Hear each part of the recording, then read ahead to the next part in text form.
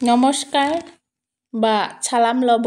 মোৰ নাম ছায়েদা আমিনা ইয়াসমিন। মই আশা সুপাৰভাইজাৰ ৰাণীগঞ্জ BPHC। আজি মই আপোনালোকৰ মাজলৈ এটা নতুন চেপ্টাৰ আলোচনা কৰাৰ কাৰণে ভাবিলোঁ। সেইটো হ'ল বেমাৰ বা অসুখ বা অসুস্থতা কি। বেমাৰ হৈছে শৰীৰত অস্বাভাৱিক প্ৰভাৱ পেলোৱা এক অৱস্থা।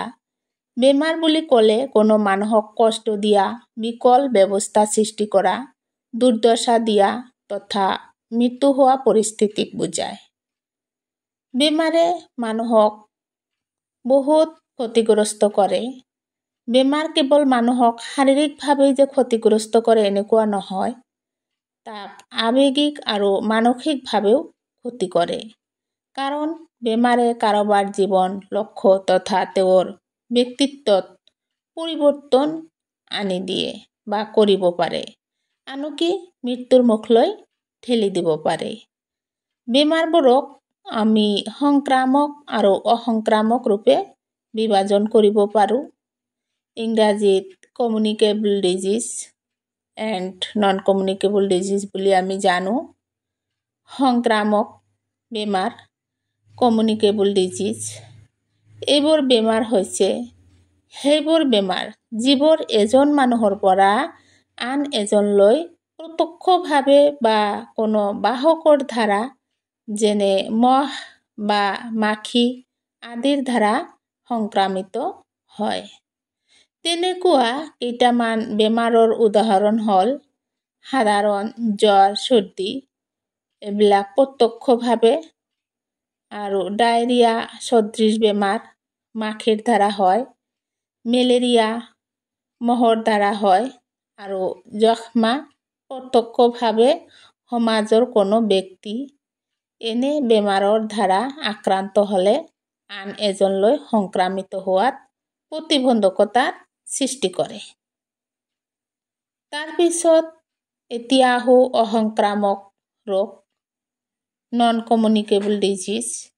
এইবোৰ বেমাৰ সাধাৰণতে মানুহৰ জীৱনশৈলীৰ ফলত ধঁপাত, সুৰা, মেদবহুলতা আদিৰ আৰু পুষ্টিৰ অভাৱ বা বেছি হোৱাৰ ফলত হয়।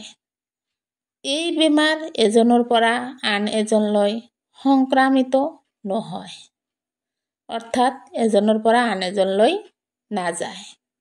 কিছুমান সাধাৰণ উদাহৰণ হ'ল উচ্চ ৰক্তচাপ, যিটো হাই ব্লাড প্ৰেছাৰ, মধুমেহ বা ডায়েবেটিছ, কৰ্কট ৰোগ বা কেঞ্চাৰ, হৃদযন্ত্ৰৰ বেমাৰ, হাৰ্টৰ বেমাৰ যিটো কয়, আৰু বহুতো এনেকুৱা বেমাৰ আছে।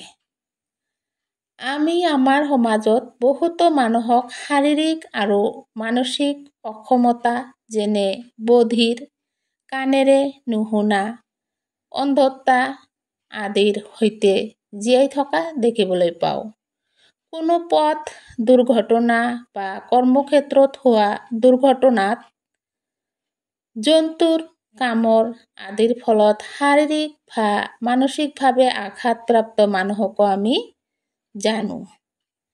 এই সকলোবোৰকো আমি অসংক্ৰামিত বেমাৰৰ অন্তৰ্ভুক্ত কৰিব পাৰোঁ। এয়াই আছিল আজি মোৰ এই বেমাৰ বা অসুখ বা অসুস্থতাৰ ওপৰত আলোচনা। মই মোৰ আশা বাইদেউবিলাকক অনুৰোধ কৰিম সিহঁতে যাতে হোম ভিজিট কৰাৰ পাছত এই বস্তুবোৰ লক্ষ্য কৰে।